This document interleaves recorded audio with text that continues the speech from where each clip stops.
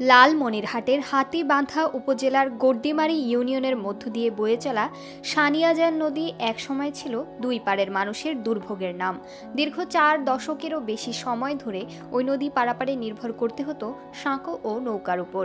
অবশেষে দীর্ঘ প্রতীক্ষার অবসান ঘটিয়ে স্থানীয় সরকার প্রকৌশলী অধিদপ্তরের আওতায় এই এলাকায় সেতু নির্মাণ করা হয়েছে। পল্লী সড়কে গুরুত্বপূর্ণ বৃহৎ সেতু নির্মাণ প্রকল্প এর আওতায় 21,72,93,000 টাকা ব্যয়ে নদীর ওপর নির্মাণ করা হয়েছে 210 মিটার দীর্ঘ একটি সেতু। এতদিন প্রায় 30,000 মানুষের চলাচলে চরম দুর্ভোগ পোহাতে হতো। সেতু নির্মাণের আগে প্রতিদিন সকাল থেকে রাত 12টা পর্যন্ত কয়েকটি গ্রামের প্রায় 10,000-এর বেশি মানুষকে নদীর ঘাট দিয়ে চলাচল করতে হতো। বিশেষ করে এলাকায় প্রাথমিক ও মাধ্যমিক বিদ্যালয় এমনকি কলেজ থাকায় শিক্ষার্থীদের প্রতিনিয়ত ভোগান্তিতে পড়তে হতো। সেতু নির্মাণের পর বদলে গেছে পুরো এলাকার চিত্র। দোয়ানি তিস্তা ব্যারেজ, গড্ডিমারি চরাঞ্চল সহ আশেপাশের গ্রামের কৃষকরা এখন সহজেই ধান, গম, ভুট্টা সহ বিভিন্ন ফসল স্থানীয় হাটবাজারে নিয়ে যেতে পারছেন। এতে যেমন পরিবহন খরচ কমেছে, তেমনি ফসলের ন্যায্য মূল্য পাচ্ছেন কৃষকরা। স্থানীয় বাসিন্দারা বলছেন, এই সেতুটি এলাকার মানুষের জীবনমান আমূল পাল্টে দিয়েছে। বাচ্চা কাচ্চা ডেলিভারি হওয়ার কষ্ট, কুকুর নিয়ে যাওয়ার কষ্ট, সব ধরনের ব্রিজটা হওয়াতে সব সুখ হয়ে গেছে মানুষের। এখন ভুট্টা শুকান পারে, বাচ্চা কাচ্চা স্কুলে যাওয়ার খুব আরাম হয়েছে, রুগী নেওয়া খুব আরাম হয়েছে, বাচ্চা কাচ্চা ডেলিভারি হওয়াতে খুব আরাম হয়েছে। ব্রিজটার মাধ্যমে আমাদের এই গড্ডিমারি ইউনিয়ন পরিষদ থেকে এখন একীভূত করা হয়েছে।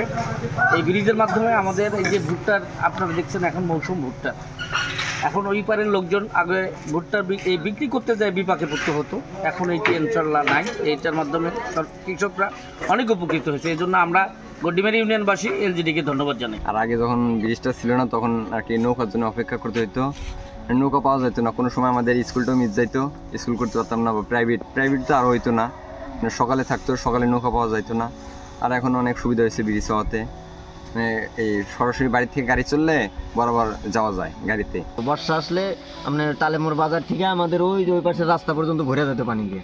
ও পাশে যদি একটা রুগীও অসুস্থ হইতো, এটা মেডিকেলে নিতে নিতে মনে করেন কর্মশেষ, মারাই যাওয়ার অবস্থা। আর এখন তো ইনশাল্লাহ ব্রিজ হওয়াতে অনেক উপকার হয়েছে। যেমন আমাদের ফসলও এই দিক দিয়ে নিয়ে যাইতে পারতেছে। আগে তো এই দিক দিয়ে নিয়ে আসতে পারতাম না, ওই দিক দিয়ে ঘুরা নিয়ে আসতে হইতো এই দিক বেচতে হলে। আর এখন ইনশাল্লাহ এদিকে নিয়ে আসতে পারি আমরা। চরের মধ্যে থেকে যদি গাড়িতে ফসল তুলে দেয় ইনশাল্লাহ বাজারে আসছে। যখন এই ব্রিজটা ছিল না, আমাদের স্কুল কলেজ বা এই যে এখানে ইউনিয়ন পরিষদ আছে, আমরা এখানে যাতায়াত করতে পারি নাই, আপনার নৌকা দিয়ে পারাপার হইতে লাগছে। আর এখন বর্তমান যে ব্রিজটা হয়েছে, এই কারণে আমরা অনেক সুযোগ সুবিধা পাইছি। আমরা যদি দোয়ানি বাজার থেকে যদি গাড়ি তুটি একদম হাতিবান্ধা যাইতে পারি, তো এই ব্রিজটা হওয়ার জন্য আমাদের খুব উপকার হয়েছে।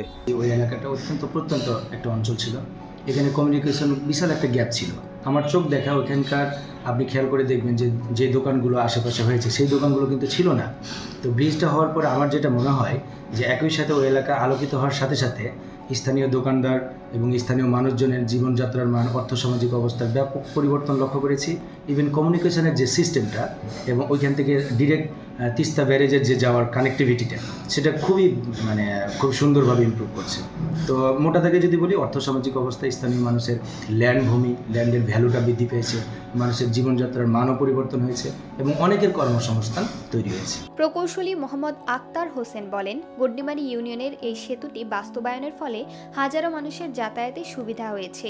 এটি শুধু একটি অবকাঠামো নয়, বরং ওই এলাকার উন্নয়নের মাইলফলক হিসেবে বিবেচিত হচ্ছে।